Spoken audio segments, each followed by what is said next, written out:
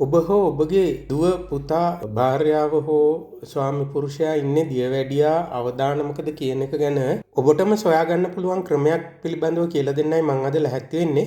ඉතින් ඕගොල්ලන්ට පුළුවනි ඕගොල්ලන්ට හොයාගන්න ඔයගොල්ලෝ ඉන්නේ දියවැඩියා අවදානමකද නැද්ද කියන එක ගැන. ඉස්සලම කරන්න ඕන දේ තමයි නූලක් අරගෙන වාගේ උස ඒ නූලෙන් මැනගෙන ඒ නූල දෙකට නමන්න.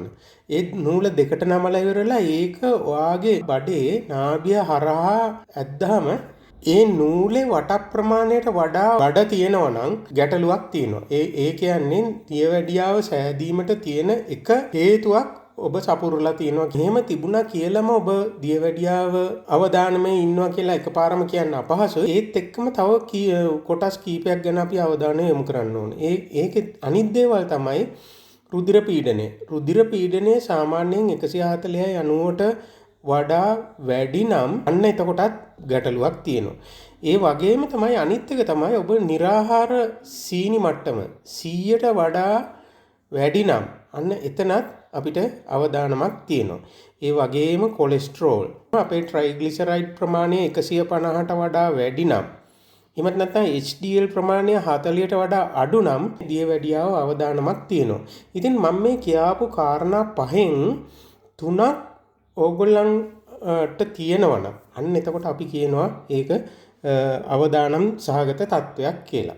ඒ වගේම ඊළඟට තියෙන හේතුවක් තමයි ඔබත් සෙඩන්ටරි ලයිෆ් ස්ටයිල් එකක් ගත කරන කෙනෙක්ද? ඔයා දවසකට පැය 6කට වඩා වැඩි ප්‍රමාණයක් ඉඳගෙන හෝ නිදාගෙන ඉන්නවා නම් අන්න ඒකට අපි කියනවා සෙඩන්ටරි ලයිෆ් ස්ටයිල් එකක් කියලා.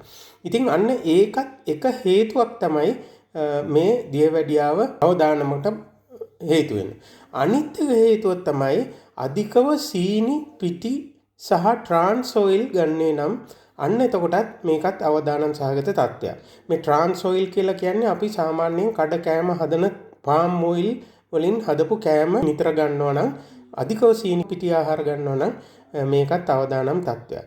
අනිත් එක තමයි හොඳ මානසික තත්ත්වයක් නැත්නම් ඊ타ත්ම ආතතියෙන් හැම වෙලෙම පසු වෙනවා නම් මේකත් අවදානම් තත්ත්වයක්. ඒ වගේම ඔබේ බෙල්ල කිහිලි ඉකිලි හිටපු ගමන් කළු පැහැ ගන්නවා නම් හැමේ ඉන්නන් නැති වෙනවා නම් අන්න ඒකත් අවදානම් සහගත තත්ත්වයක්.